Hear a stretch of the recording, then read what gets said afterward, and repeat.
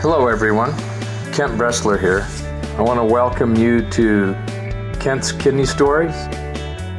During our time together over these podcasts, I'd like to discuss kidney disease. I'd like to tell you about my journey as a transplant patient, but also talk about dialysis, kidney donation, and just about anything else that might be of interest. Kent's Kidney Stories, podcast endorsed and sponsored by kidneysolutions.org.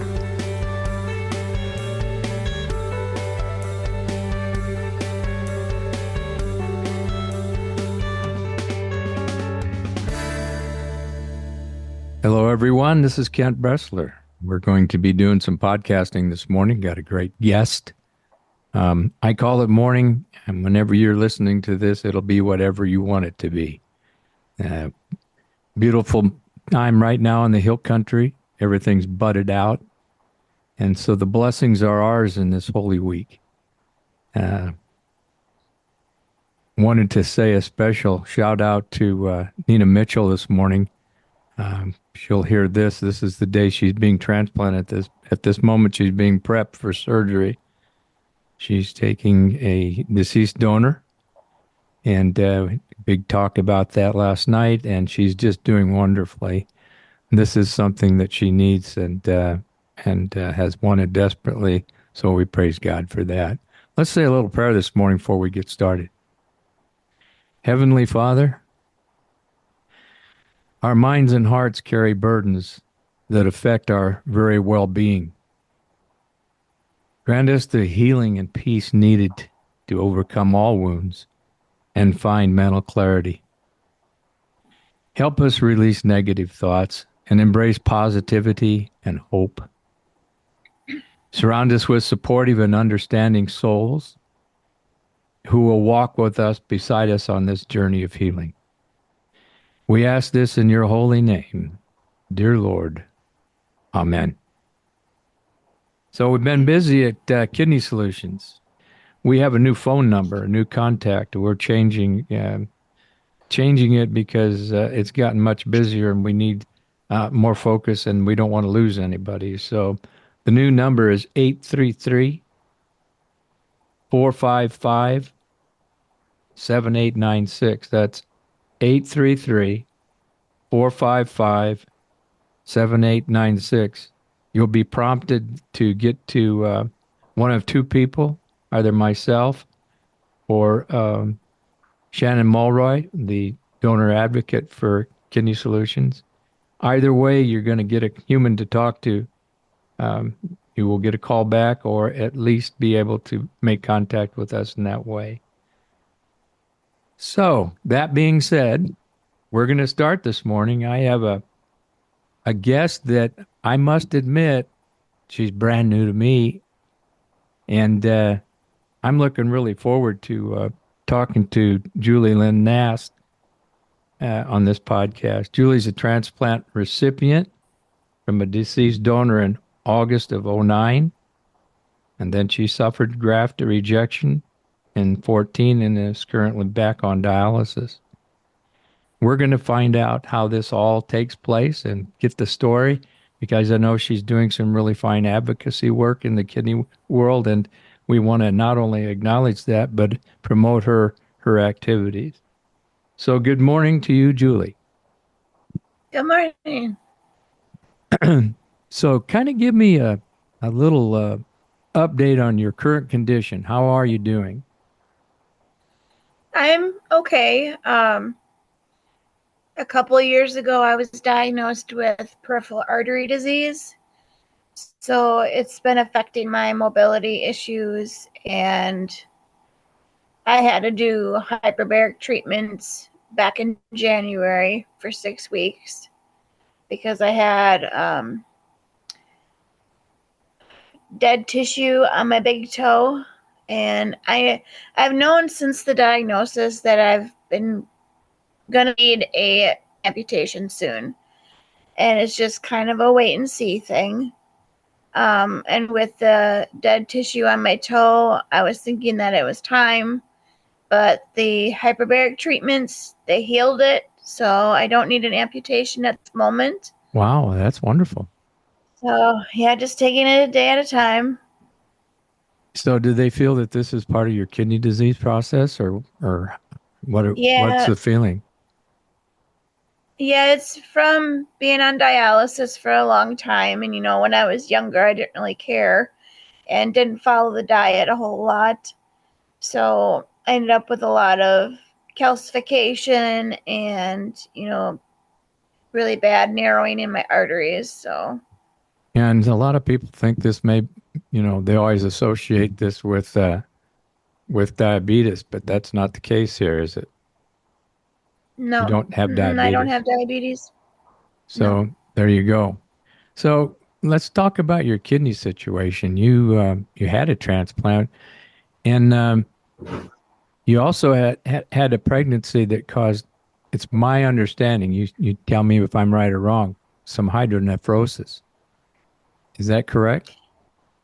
Yeah, so as a young child, I had frequent bladder infections, and the doctor only treated the infection, never did any further testing to figure out why I was having reoccurring bladder infections. Um, and when I was a senior in high school, about to graduate, I got really sick at school one day. Felt like I had the flu. I had a fever. I was throwing up, nauseous, had really bad back pain, and I was really far away from the nurse's office, so I had to have like a student go and get help for me. But I went home and just thought it was the flu. I didn't think anything of it. Uh-huh. Felt like the flu. And then the next day I felt way worse, so I went into the urgent care and I got blood work done and a urine test, and it showed that I had an infection in my blood and my kidney function was down a little bit. I don't know what stage I was at that point. If they told me, I probably forgot. This was like 20 years ago. Yeah. So I'm assuming it was only probably stage 3, maybe, because I was stable. I just had a really bad infection. So I was hospitalized for a week. Um, I had to have IV antibiotics and a blood transfusion. And then I had to see a nephrologist on a regular basis. And then that was in May of 2004. Then in October, I found out I was pregnant. And then in January, I started dialysis. I was 3 months pregnant with my son. And then I gave birth in June 6th of that year, 2005. He was 4 weeks early.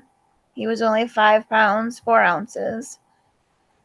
A little jaundice. He had to be under an oxygen tent for a little bit, but other than that, he was pretty much healthy. And then about 2 days later, like 2 or 3 days later, I was diagnosed with congestive heart failure because being on dialysis and being pregnant, they don't really know what's pregnancy weight or fluid weight. So they didn't take off enough fluid when I was pregnant, and all that fluid just sat on my chest and caused me to have congestive heart failure. Um, for 2 years, I was at Fresenius, and then I ended up having to get a new catheter put in my chest because it just stopped working. And the surgeon who put it in the same spot, and I ended up getting a staph infection. Oh, there you go. Mm. So, and I went into dialysis the day after I had the new catheter put in, and I'm like, something's not right. I can't move my head. It hurts to move my arm. It's tender to the touch. It's very painful, and it feels like it's really warm. And they looked at it and they said, oh, that's fine. It's just part of the healing process. I went in that night to the ER with 104 temp. Yeah, there you go. So Mm. I switched dialysis facilities right after that, and I switched my doctor because I felt like I wasn't getting the proper care. I was only doing dialysis treatments for 2 hours and 45 minutes. which my new nephrologist told me that's not good. Anything under 3 hours is kind of pointless. Yeah, really. And my blood pressure was always high. They never did anything to adjust my medications. My heart wasn't getting any better. And within 3 months of transferring to a new dialysis clinic and seeing a new nephrologist and cardiologist, my heart went from 25% to 95%. And the fluid went away. Yeah, so I didn't need a heart transplant anymore. I got on the transplant list to 2 different places, and in 2009 I got the call for a transplant from a deceased donor. And then my transplant journey was not easy, to be honest. I had complications right after, like 3 weeks after. I had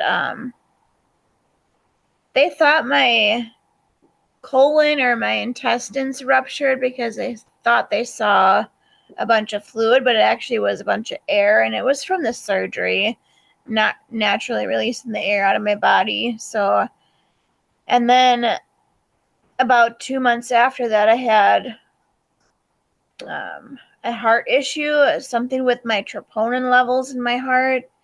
And I guess it was because I was doing a lot right away after surgery. I was doing too much because I had all this energy, and I was mopping the floor and doing all sorts of things that I shouldn't have been doing right away after surgery. So, and then let's see, about a year after my transplant, I was diagnosed with osteoporosis.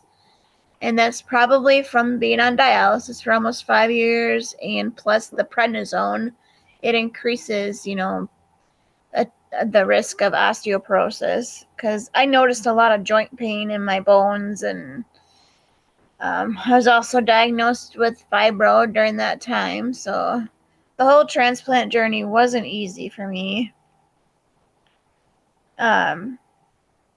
In 2014, my kidney rejected. At that time, I was working at my part-time job for like 4 years, and I had a small little raise. I was on state insurance at the time, and state insurance was paying for my anti-rejection medications. And when I got the small raise, they kicked me off of state insurance because I was making too much. And it was only a couple $100 more than what was required to qualify for state insurance.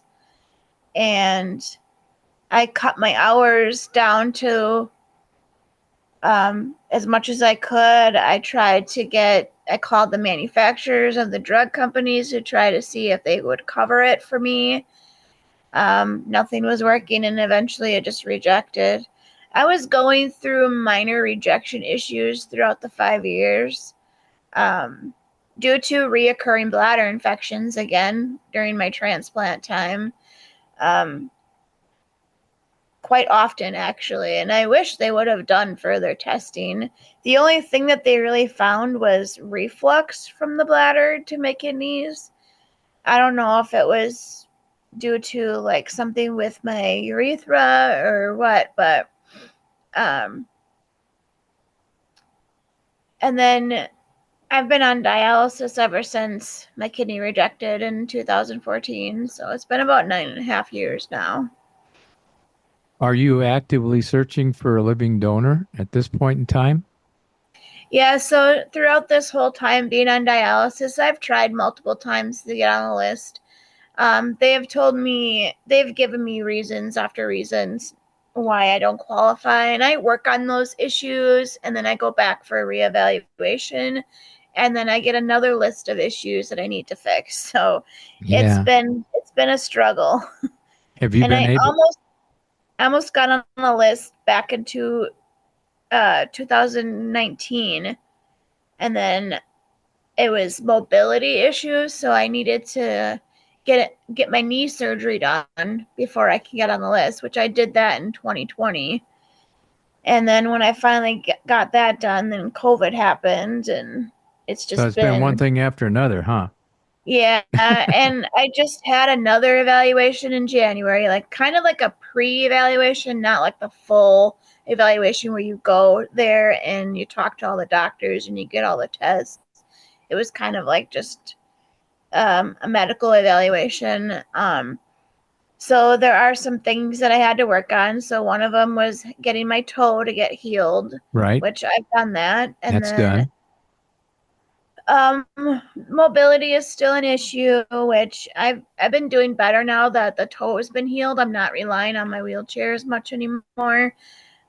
Using the walker a lot, but and there's some other things that I have to work on too, but I'm doing what I can, and it's a process. I feel like they're more strict than they were back when I had my transplant in '09. So, Well, they're taking a look at all of your anomalies, the yep, difficulties you're having because they don't want to jeopardize you, and they surely don't want to get in a position that they jeopardize your life. And right. but still, have you searched different hospitals, or you stayed with the same one the whole time? So I only found one because they still have that COVID policy where you have to be fully vaccinated, and it's my personal choice not to be. Um, just because I have a lot of other issues going on, and Well, I don't really that want may to go be a back. sticking point for you. That may be Mhm. something, and that's that's been revisited, and I think that should be discussed with your physicians and with the Right. transplant program because we have treatments for that now, but they Yeah. have their protocols, and I don't dictate that. But I do know there's room for a negotiation in that Oh, for particularly. sure. And Yeah. um, I wanted to go back just a little bit, if I could. Sure. To me, I'm having a hard time figuring out what your initial diagnosis for kidney disease was. Did they do a biopsy? You said they didn't do anything to check on it. So evidently you Yeah. didn't have a biopsy, right? No, so the only biopsy I had was when after I had my transplant, I was going through Yeah, rejection issues. sure. But initially, I did not have a biopsy done. They did some testing and they noticed some reflux, like I mentioned, and Hmm. then hydronephrosis was the diagnosis with reflux. Okay, with reflux. Okay, yeah. Mhm. So that was, and so did you have uh, any issues with that? I would have been concerned there. You can't look back. I understand that, but Mhm. it's something that I'm glad that they're working on now. At least you're getting good treatment, and that's Yeah, essential because the dialysis is just a bridge. You can get right. transplanted at some point. Have you worked with them to see if they would, if you did got a living donor, if they would consider transplanting you? Has that discussion been had? It has not been talked about yet. When I talk to them again with my follow-up appointment, I'll definitely mention that. That's a good Yeah, idea. yeah. Just to enlighten you, that's they. If you have a willing donor, they know up Yeah. front your situation, and they'll get schooled. Trust me, donors get schooled on this kind of thing Mhm. from the transplant program. So you should open that dialogue with them and just get their opinion on how that works for you. Oh, Okay. for sure. Yeah. Okay. So n- during rejection, do you feel that it was from not being able to stay uh, medicated? You were on the Yeah. regular, yeah, and that was it. Mhm. And the Yep. transplant team didn't have any ideas on how that you could be supplemented for, like getting uh, getting the medications in some way or They shape. told me try to call the manufacturers of the drugs, and the one company said they would do it if I would have had a double transplant, meaning like a pancreas kidney. And the other one said, no, we don't do that. So, Yeah, well, I don't want to get into that, that's for sure, but that just doesn't sound right to me. And no. somewhere along the line, there's other avenues that could. I don't want to go back and dig this all up, but there are Hmm. other options that for funding for that kind of thing. I'm so Yeah. sorry. But you know what? It's okay. We'll move on from here. Let's just, we Right. have to deal with what's going on. Um, I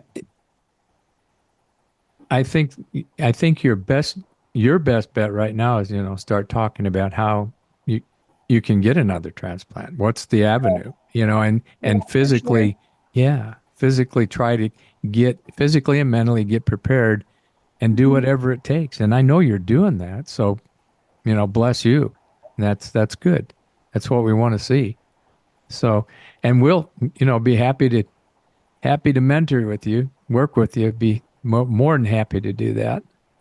We have a lot of qualified people in our organization that would be willing to uh, work with you, help you, mentor you. Okay.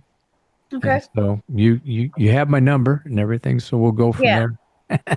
Yeah. Okay. So let's talk about your advocacy work. Oh yeah, sure.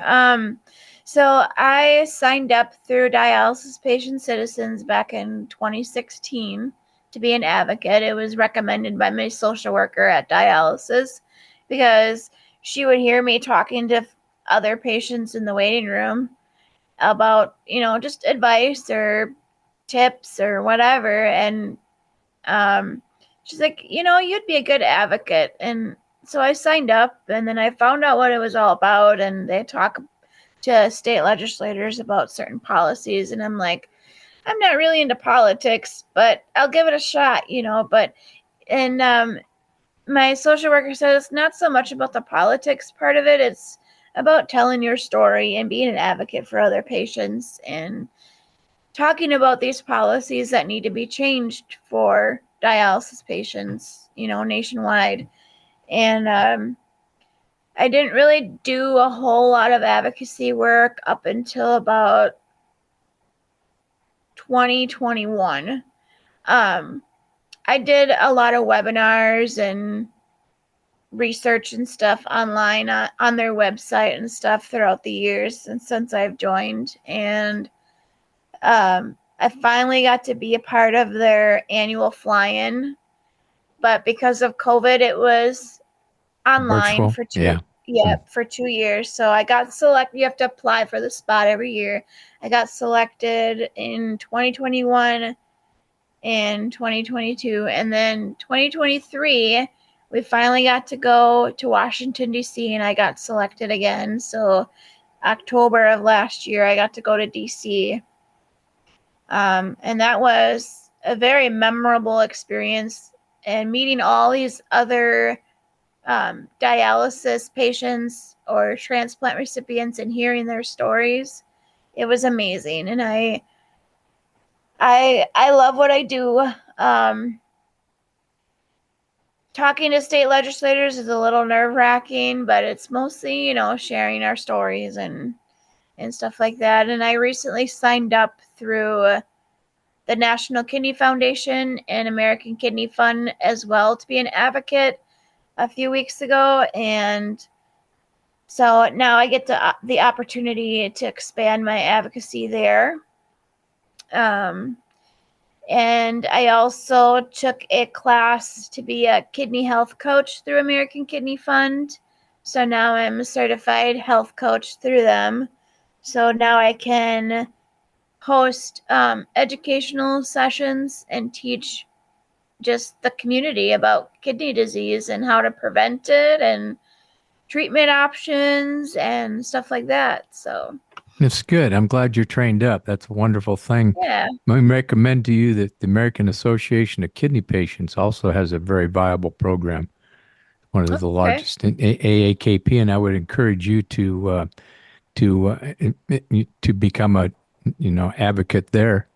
Uh, all you got to do is go on to aakp.org and sign up. It's free, and Okay. yeah, that's a another very good organization to be involved with. I'm involved with them and NKF, somewhat with American Kidney Fund, but Yeah. in general, uh, you have some very valuable things to share, and that's a good thing. It's good for you too because advocacy, you know, it just brings the best out of you, and people get take advantage of that, and that's what you want. It Right. makes you feel good. Yep. Yeah. Yeah, definitely. And I really like talking to other people locally too. And there's people a lot of people have questions about it, and I'm here to educate. That's what I like to do. And with me having 20 years of experience with this, with being on dialysis and transplant, I can pretty much answer any question, and if I can, I research it. So, Yeah, yeah. Well, feel free to give us a call here. We're more than happy to. We have a wealth of people that are very knowledgeable and understanding, and also educated up. a cat, sorry. It's okay. I love them cats. Yeah. So what are you thinking? What are your plans? I know you want to advocate. I know you want to get better. I know you want to get stronger. What's the plan to make you physically and mentally stronger for your journey here? Have you got a pretty solid plan already? Well, definitely needs I need to do some follow-ups with some doctors for things that I need to take care of for the transplant. I need to work on my mobility. I'm probably Yeah. going to be starting physical therapy here soon again.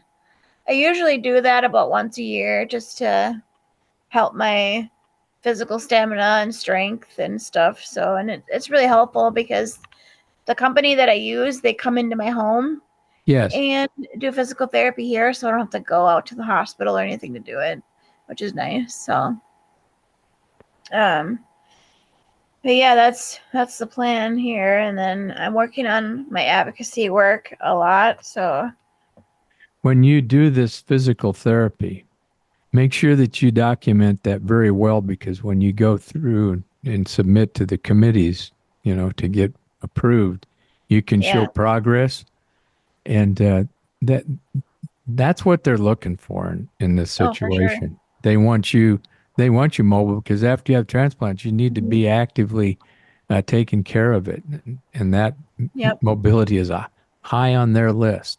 Okay, Oh, for and sure. high I on know your they. list too. Yeah, I know for sure they have you get up and walk in the day of surgery Oh, right after. absolutely. Absolutely. Yeah. Yeah. Yeah. But that doesn't mean you should, you know, be concerned, only be concerned about what you can do. And that you need to build up. You've been um, immobile pretty much for a good while, and it'll take a while to gain your strength. Good. Fortunately, you're young. Okay, you really are. You can do this. And it's important, even so much as thinking about maybe being able to get a trainer, someone who can really help you with that kind of thing.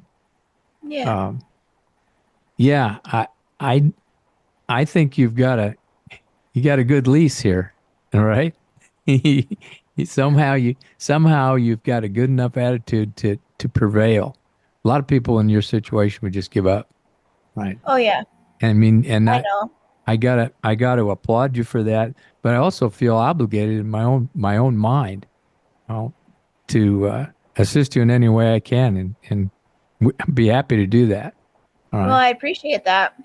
Yeah, and I know that you're gonna get a chance to talk with Mr. Myers, James Myers, in the near Yep. future. Yeah, Jim's a good friend of mine, and he works here with me at Kidney Solutions. So we're more Oh, than we have a support group. If you want to go to kidneysolutions.org and check it out. Don't know how you found me or found the organization, but that's the driver for all that we do. And we have several people that are peer mentors that okay. can come in and work. And I think it would help your advocacy. We have advocates for NKF, AAKP, American Kidney Fund, people who are on the board, Yeah. so we're good organization, a good mentoring organizations. We're not donor hunters. That's what we do, but we're not focus on that. We focus on mentoring. So, Okay. and I love having a mentor too. I've got several, and Yeah. that's I a think everybody does. Everybody yeah. needs one of those. Yeah, you have to, because if you haven't been through it, the walk that you're taking can't be explained to anybody who hasn't had something to do with it. either been a caregiver or whatever. So, Yeah. okay. Anything else that you can see it, that you'd want to discuss? I mean, I'm open to anything. Uh, if you have things that you want to discuss, I would be happy to entertain those. Well, with my becoming a kidney health coach and being an advocate, I can't say this enough that it's important to get tested, and it's an easy test. You just go into your doctor and get tested, for an annual checkup, just a regular blood test, or even just on a regular basis, checking your blood pressure and blood sugar at home, because high blood pressure is the one of the leading causes of kidney failure, and so is being diabetic. And prevention is key. And so many people have kidney disease. So many people. It's sad. But, So many people have it and don't even know it. Over 30 right. million. And yeah, a lot of people that I've talked to, they don't have any symptoms even until they're in stage 4. And at that point, they're almost headed to dialysis. So, and some people, when they're in stage 1 or 2, it just happens on a fluke because they need a physical for work or something. Um, so like I tell everybody, I'm like, you need to go to the doctor and make sure that you're well, you're healthy and stuff. So kidney health is very important. Kidneys do a lot for our bodies.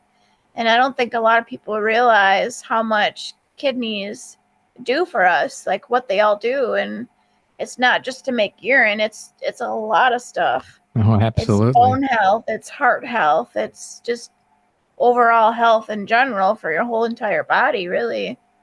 So, Yeah, when they go, there's not much left that the body can do about it. I yep, mean, that you have three choices, right? As they always say, transplant, dialysis, or palliative care. There's not yep, much alternative. And no, so I think that one of the simplest tests that can be done, and a lot of people don't ask about that, is a test for protein in your urine, for proteinuria.